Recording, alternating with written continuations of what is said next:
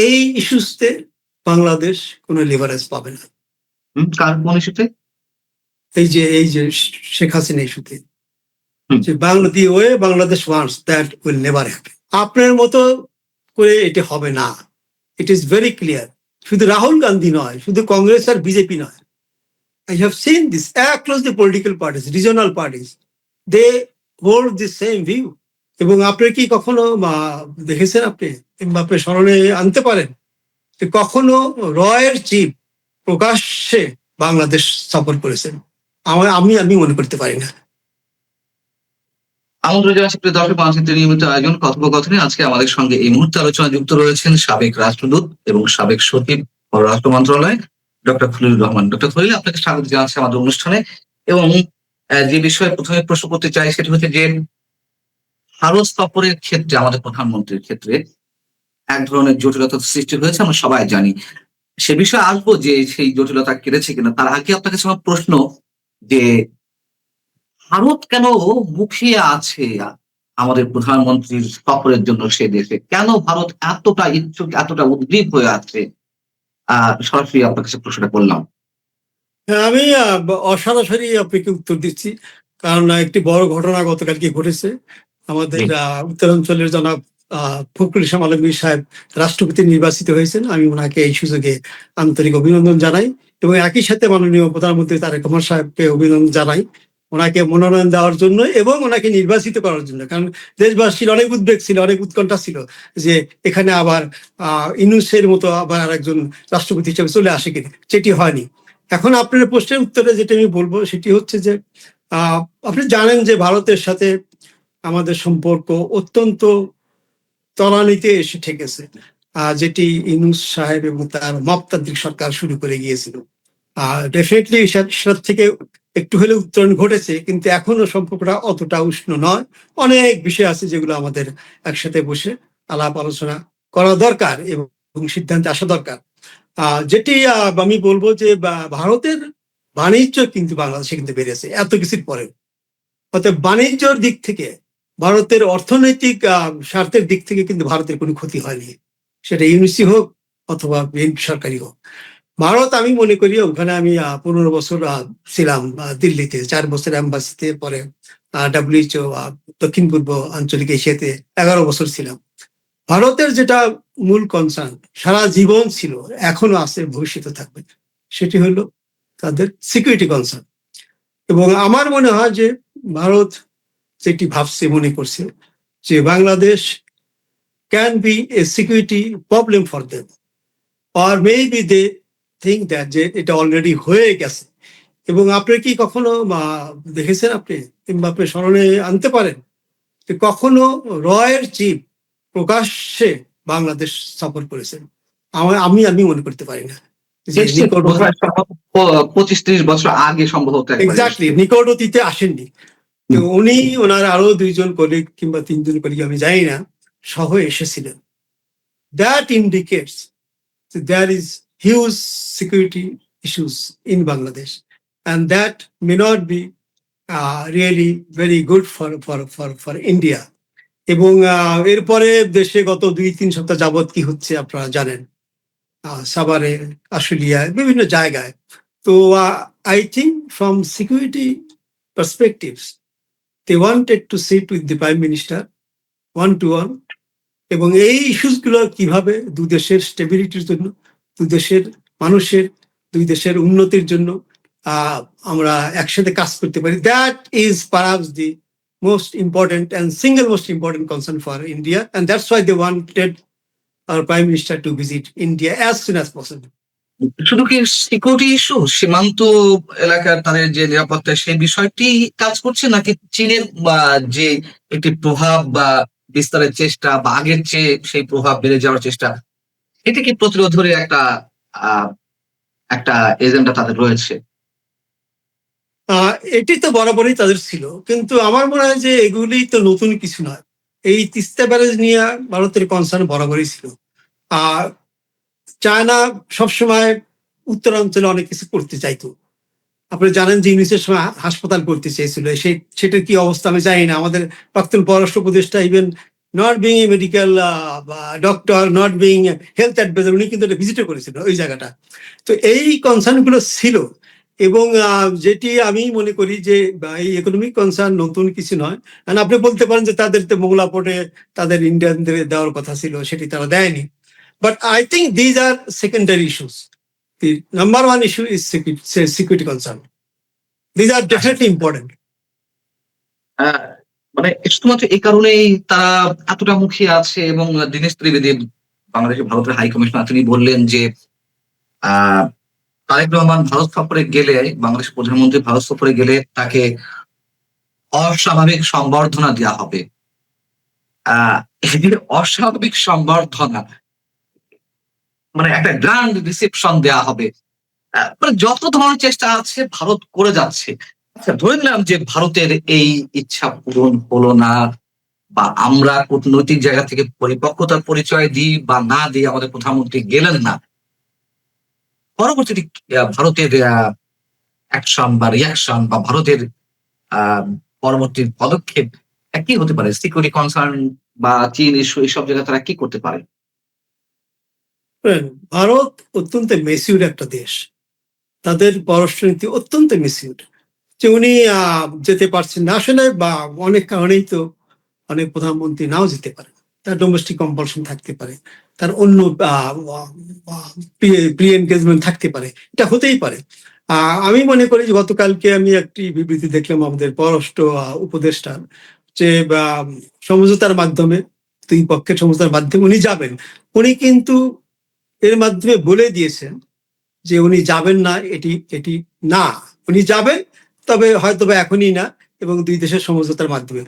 ভারত হয়তোবা এখন গেলে হয়তো খুশি হতো, তারা মনে করে যে time is right, time is really now to discuss certain issues which are very important for both the countries and for the stability of the region. এই জন্য হয়তো তারা এখন চাচ্ছে যে আমাদের মাননীয় প্রধানমন্ত্রী যাতে ইমিডিয়েট যাতে ভিজিট করুক, এবং এই ব্যাপারগুলো যাতে আলাপ আলোচনা করা যায়। আপনি যে গ্র্যান্ড রিসেপশনের কথা বললেন, এটি আমার কাছে একটু কেমন একটু ফানি লাগছে আর কি। গ্র্যান্ড রিসেপশন বড় কথা নাই, ভিজিটে প্রোডাক্টিভ আউটকাম কি হলো সেটি বড় কথা। আপনি অনেক বড় গ্র্যান্ড রিসেপশন দিলেন, তারপর কাজের কাজ কিছু হলো না, তো এরকম রিসেপশন দিয়ে আপনি কি করবেন? একজন প্রধানমন্ত্রীর তো সবচেয়ে বড় চাওয়া থাকে যে উনি দেশের জন্য, দেশের মানুষের জন্য ভালো কি নিয়ে আসছেন একটা ভিজিট থেকে। সেটা গ্র্যান্ড হোক, সেটা মিডিয়াম হোক, সেটা যেটাই হোক আর কি। তো আমি এটা এই গ্র্যান্ড রিসেপশনের লোভ দেখিয়ে কাউকে আসলে আমি মনে করি না যে কোনো এরকম ভিভিআইপি ভিজিট হওয়া উচিত। আমি মনে করি যে দেশের স্বার্থে, দুই দেশের স্বার্থে এই ভিজিটটা হওয়া উচিত। তবে Bharat is a very very misused country. তারা হয়তো বা they may not be very happy, but they will never close the door for dialogue. They look for to another opportunity as soon as possible when our Prime Minister can make the visit to India. এখন domestic compulsion is a very important aspect. এটি আমি মনে করি আমাদের মাননীয় প্রধানমন্ত্রী যখন নতুন মহামান্য রাষ্ট্রপতি দায়িত্ব নেবেন, এবং আশা করি এই ব্যাপারটি ওনাদের নিবিড় ভাবে পর্যালোচনা করে এই ডিসিশনটা ওনারা শীঘ্রই নেবেন যে কবে, কত দ্রুত উনি ভারতে যাবেন। যদি না যায়, আমি এখনো মনে করি যে উনি যাবেন, এবং as soon as possible. This is my personal expectation. But যদি কোনো কারণে না যাওয়া হয়, India will never open the door for dialogue, and Bangladesh cannot afford যে আমি ইন্ডিয়াতে যাব না। আপনি যাবেন না, আপনি তাহলে ডিজেল কেন যাবেন, আপনি ইলেকট্রিসিটি কেন চাচ্ছেন না? তো আমি মনে করি এই চাওয়াটা অন্যায় কিছু না, আমাদের দরকার তাদের আছে, তারা আমাদের প্রতিবেশী। ভারত এই গত 50 বছর যাবৎ বিভিন্ন দুর্যোগে আমাদের পাশে দাঁড়িয়েছে, বিভিন্ন সময় সবচেয়ে কম খরচে, সবচেয়ে কম সময়ে আমরা ভারত থেকে জিনিসপত্র আমরা এনেছি এবং এখন আনছি, এবং সেটি হওয়া উচিত। অতএব আমি মনে করি যে উনি যাবেন না এই কারণে সম্পর্কের অতটা ক্ষতি হবে বলে আমি মনে করি না। But suddenly there will be strain যে আমাদের এক্সপেকটেশন অনুযায়ী উনি কোনো কিছু হচ্ছে না কিংবা উনি করছেন না। বাট আমি মনে করি যে উনি যাবেন। তাহলে সংকটটি কোথায়, জটিলতাটা কোথায়? মানে আপনি বলছেন মন্ত্রী যেটি ইন্ডিকেট করছেন, যে সব বিষয়ে ইঙ্গিত দিচ্ছেন, এটি আসলে বাস্তবতা। তাহলে প্রধানমন্ত্রীর ক্ষেত্রে যাওয়ার ক্ষেত্রে সমস্যাটি কোথায়? এবং তারা তিনটি শর্ত দিয়ে দিয়েছে, এটা সবাই জানে, এটি পুরনো আলোচনা। শেখ হাসিনাকে ফিরিয়ে দেওয়া সহ প্রত্যর্পণ চুক্তির আওতায়, আরো অন্যান্য বিষয় দুটি রয়েছে। আহ, আহ, তাহলে এই ধরনের শর্ত দিয়ে রাখা হচ্ছে কেন? না, শর্ত হয়তো বা এটাও একটা ডোমেস্টিক কম্পালশন, যে বা এবং আমি বলবো যে ইগো আছে। আপনি বা সরকারের ভিতরেই কিন্তু একটা দ্বিচারিতা আছে।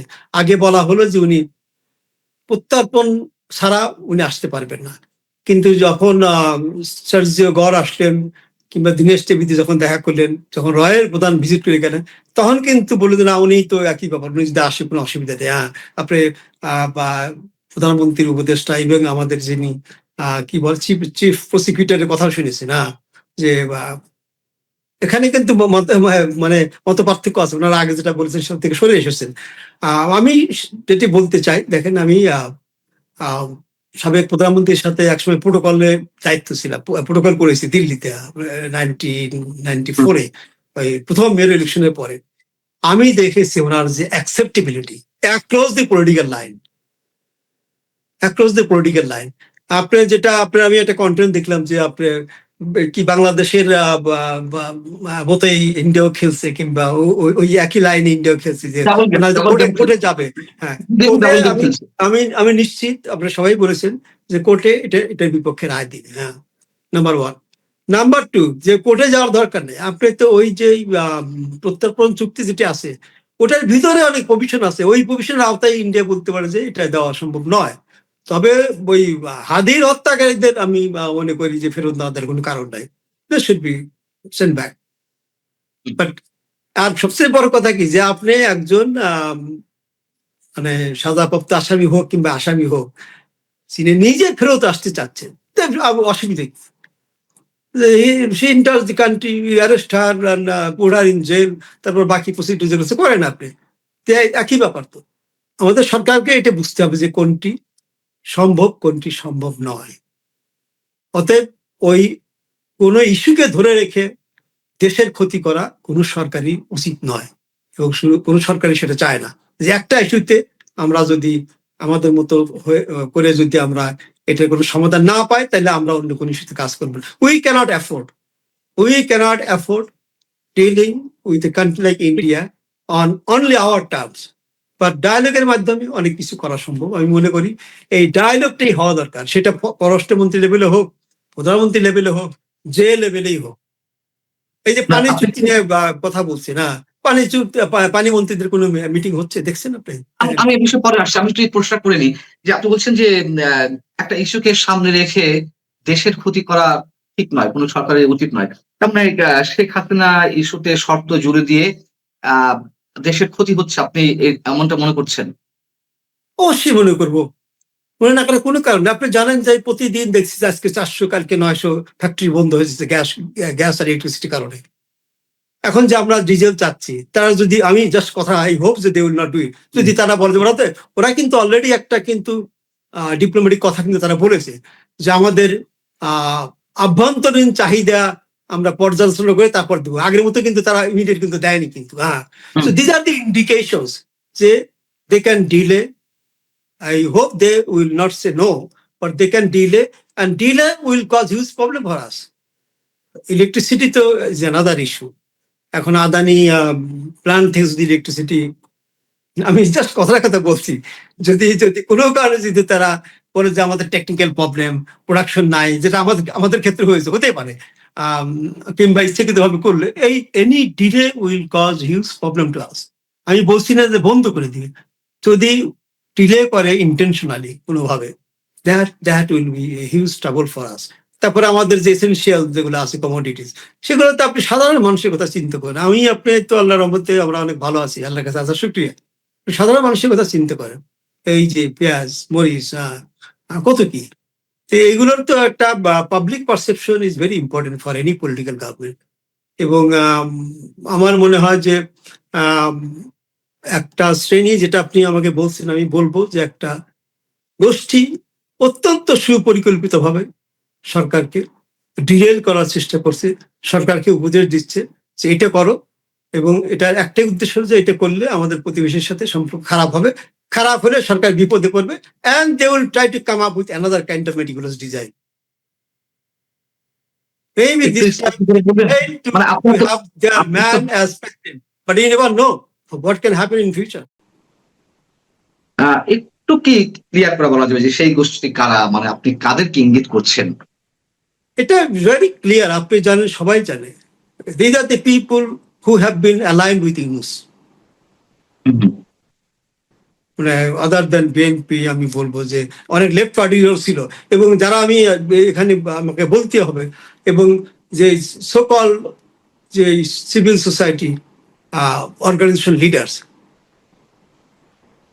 দে আর, আপনি মনে করেন যে তারা চুপচাপ বসে আছে, they are active now, they are going to talk show, they are writing articles, they are giving interviews, and of course I should say, আপনি যদি বলছেন যে তিনি কথা বলবেন, যে গঙ্গা পানি বন্টন চুক্তির উপরে সেমিনারে যে একজন আইন উপদেষ্টাকে তারা সেই সেমিনারে বক্তব্য দেওয়ার জন্য রেখেছে, মন্ত্রী প্রতিমন্ত্রীর পাশে।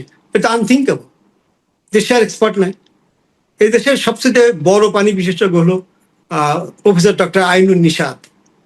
আপনি তাকে আর ডেকে দিতে পারেন। হি ওয়াজ ইনভলভড ইন 1996 নেগোসিয়েশন। উনি জানেন যে আমাদের যে কোথায় দুর্বলতা ছিল, আমরা কোথায় আমাদের আরো পাওয়ার ছিল, চাওয়ার ছিল। You consult him, not this person who is a national liar. সে কি করেছে এই দেশের? আমি তো মনে করি যে ইউনিসেফের বেশি ক্ষতি করছে এই লোক। আপনি কি আসিফ নজরুলের কথা বলছেন? এক্স্যাক্টলি। জি, বলুন। হ্যাঁ, কোন প্রসঙ্গে বলছেন তার? আমি বলছি যে কয়েকদিন আগে এই গঙ্গা চুক্তি নবায়ন নিয়ে একটা সেমিনার হয়েছে, সেখানে মন্ত্রী প্রতিমন্ত্রী ছিলেন, আরো এক্সপার্ট ছিলেন। সেখানে ওনাকে আমি বক্তৃতা দিতে দেখলাম, এবং ওনার বক্তৃতার প্রারম্ভে যে এই চুক্তিতে অনেক প্রবলেম আছে। Started with this. তার মানে কি, যে আমাদের এই প্রবলেম উঠাবেন, এই চুক্তি আর হবে না। কে সাফার করবে? এই উত্তর অঞ্চলের মানুষ, আমাদের ইরিগেশন, আমাদের এনভায়রনমেন্ট, আমাদের economy. This are the designs, যে তারা কোনো কিছু করতে দিবে না। আমার কথা হলো যে সরকার কেন এদের কাছে চায়? They are conspirators, time and again we have seen the proof, they are conspirator. এই যে $234 বিলিয়ন পাচারের কথা কে বলেছিল বলেন আপনি? কে বলেছিল? He was one of the proponents of 111, যারা এবং যিনি বেগম জিয়া এবং শেখ হাসিনাকে ম্যানেজ করতে চেয়েছি। সে তো অবশ্যই, সে তো আমরা প্রত্যাশা করি যে দেশের জন্য, দেশের মানুষের জন্যই একজন প্রধানমন্ত্রী কাজ করে যাবেন বা সরকার প্রধান যিনি থাকবেন। আপনি এই পররাষ্ট্র উপদেষ্টা হুমায়ুন কবিরের প্রসঙ্গ টানলেন, তার রেফারেন্স দিলেন। তিনি বলেছেন যে জাতিসংঘের নিউ ইয়র্ক সাধারণ পরিষদের অধিবেশনে যোগ দেওয়ার আগে কিংবা পরে যে কোনো সময় প্রধানমন্ত্রী সফর হতে পারে, তারা কিন্তু একেবারে ডিনাই করছে না। এই যে এই মুহূর্তে এসে পররাষ্ট্র উপদেষ্টা যে মন্তব্য, এটি গণমাধ্যমকে দেওয়া সাক্ষাৎকারে, আপনি কি মনে করছেন এই সরকার আগের যে একটা কঠোর অবস্থানে ছিল, সেটি অদৃশ্য বা দৃশ্যমান কোনো শক্তির চাপে হোক বা যে কারণেই হোক, সেখান থেকে সরকার সরে আসছে, নমনীয় হচ্ছে? আমি নমনীয় বলবো না, চাপে বলবো না, আমি বলবো যে this is a very pragmatic statement in the interest of the country and in the interest of the people. আমি তো আগেই বলেছিলাম যে ভিজিট 2-4 দিন দেরি হতে পারে, 2-4 সপ্তাহ দেরি হতে পারে, দ্যাটস গুড। যে জাতিসংঘ সফরের আগে পরে হোক, ভিজিটটা হবে একটা একটা এই ধরনের একটা বড় ভিজিট হলে এমনিতেই কয়েক সপ্তাহ কিংবা মাঝে মাঝে কয়েক মাস সময় লাগে। আর আমাদের তো অনেক ইম্পর্টেন্ট ইস্যুস আছে, এবার অনেক ইম্পর্টেন্ট ইস্যুস। পানি চুক্তি আছে, আপনি এই যে সাবেক প্রধানমন্ত্রীর প্রত্যার্পণের বিষয় তো হাইলি কমপ্লিকেটেড লিগাল ইস্যুস, আরো অনেক কিছু আছে। আমাদের ব্যবসাতে বাণিজ্য আছে, ট্রান্সশিপমেন্ট, আমাদের যে ফেসিলিটি বন্ধ হয়ে গেছে, ল্যান্ড ট্রান্সপোর্ট, ল্যান্ড বর্ডার যেটা ছিল আমাদের, কি বলা যায়, যে বাণিজ্য ওদের যে ইন্ডিয়ান বর্ডার, সেগুলো বন্ধ হয়ে গেছে। তো এইগুলো দেয়ার আর মেনি মেনি ইস্যুস। একটি জিনিস আমাদের বুঝতে হবে, ফ্রাঙ্কেনস্টাইন তৈরি করে যারা করে তারাই কিন্তু প্রথম মরে। ফ্রাঙ্কেনস্টাইন অন্যকে পরে আক্রমণ করবে, আগে আক্রমণ করে আপনাকে, যদি আপনি তাদেরকে বানান। We should be very careful about our self in terms of security issues, in terms of regional security, more than India. অতএব আমি মনে করি যে আমাদের স্বার্থেই এই ভিজিটটি বেশি ডিলে হওয়া উচিত নয়। September is fine. আমি মনে করি যে পররাষ্ট্র উপদেষ্টা এই ইস্যুসতে বাংলাদেশ কোনো লিভারেজ পাবে না। কার কোন ইস্যুতে? এই যে শেখ হাসিনা ইস্যুতে, যে the way Bangladesh wants, that will never happen. I'm sorry, I'm saying this bluntly. It will never happen. You have to sit with them, how we can come to a meet position or mutually agreed position ওনার ব্যাপারে। আপনার মতো করে এটা হবে না, it is very clear. শুধু রাহুল গান্ধী নয়, শুধু কংগ্রেস আর বিজেপি নয়, I have seen this across the political parties, regional parties. They hold the same view. অতএব এটি হবে না, এটা হবে না। এই ব্যাপারে আপনাদের বসতে হবে, না বসলে হবে না। যে বসার পর আপনি বলেন যে আপনি কি প্রবলেম, তাদের কি problem. And diplomacy is all about reaching the mid point. আপনাকে সাথ দিতে হবে, সবাইকে সাথ দিতে হবে। আপনাকে কিছু পেতে হবে, কিছু হারাইতে হবে, তাদেরকে কিছু পেতে হবে, কিছু হারাইতে হবে। এবং এটা একসাথে না বসলে কখনোই হবে না। আমরা তো বসছি না, অ্যাট নো লেভেল। এই বসাটা ইম্পর্টেন্ট। অনেক অনেক ধন্যবাদ ডক্টর খলিলুর রহমান, আমাকে সময় দেওয়ার জন্য। দর্শক, আপনারা যারা শুনছেন, নিশ্চয়ই আপনারা ভালো থাকবেন। আল্লাহ হাফেজ।